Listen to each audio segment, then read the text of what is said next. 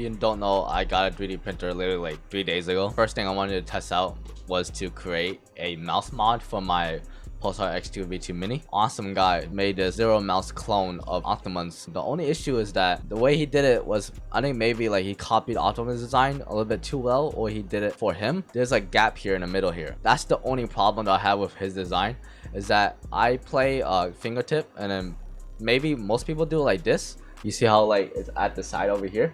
The way I position my fingers when I fingertip is that I put it like this. You see? There's a gap in the middle here where I usually put my my ring finger, and so this was really uncomfortable to use. Went in and designed my own mouse. All I did was I went into Tinkercad and put in this little bar over here, and so far it's been really good. I wanted to make it even more lightweight, so this is my final design. It has there's the PCB in it, and also it has honeycombs cut into it.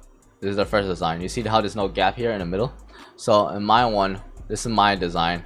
So it's not really my design, but I just added a rectangle over here. And I'm new to CAD, so my shit is gonna be horrible. But I added this little bar over here, like combining the two sides over here. And also added these little holes, these honeycomb holes.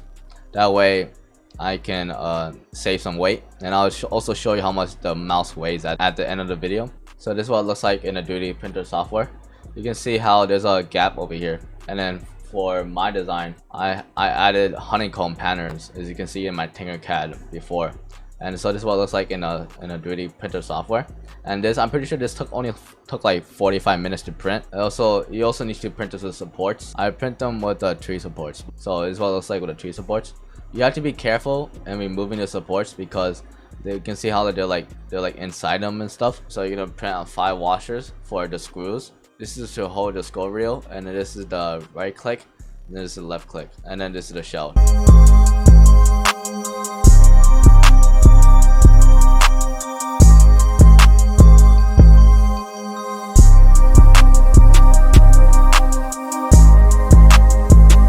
Okay, so here's me putting the PCB of the X2 V2 Mini inside the shell that I made.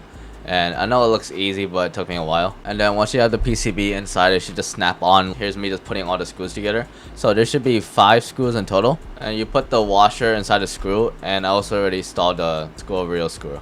Here you can check out how the screws are inside the connecting the shell to the PCB. And over here you can see I'm putting super glue on the triggers. And I use super little. You can see I like spread the drop of glue between the two. And then here's me installing the skates on it. And this is what it weighs. It says 27. And this is what the first ever design weighed. Okay, so what is it like playing with a 28-gram mouse? It's like aiming with your hands. I know like this is saying this like is overused now, but it really is like aiming with your hands and shit. You think of an action, and then your hand just automatically like in your hand like does the action, and there's no like nothing separating you from the action that you want to take. Especially on a glass mouse pad, the freedom that you have is actually insane on how much you do. And also, let's talk about the build quality of this. So this was printed using PLA, and so far I've been using it for 2 days now, and it hasn't broke.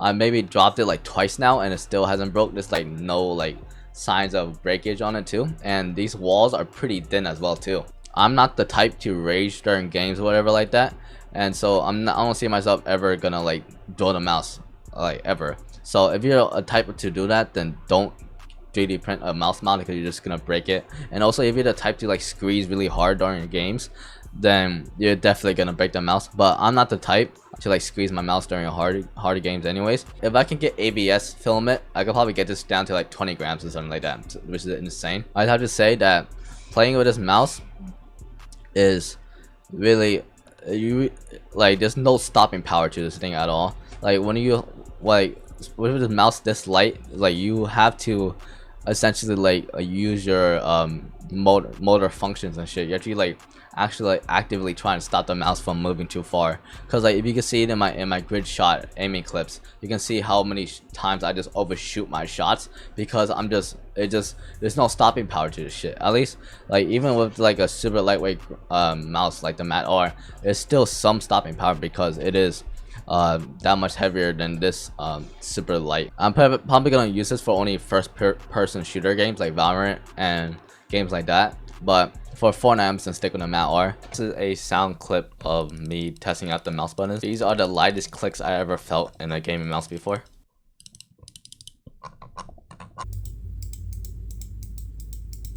Okay, that's about it. If you enjoyed this video, please like and subscribe, and also support me on my Patreon.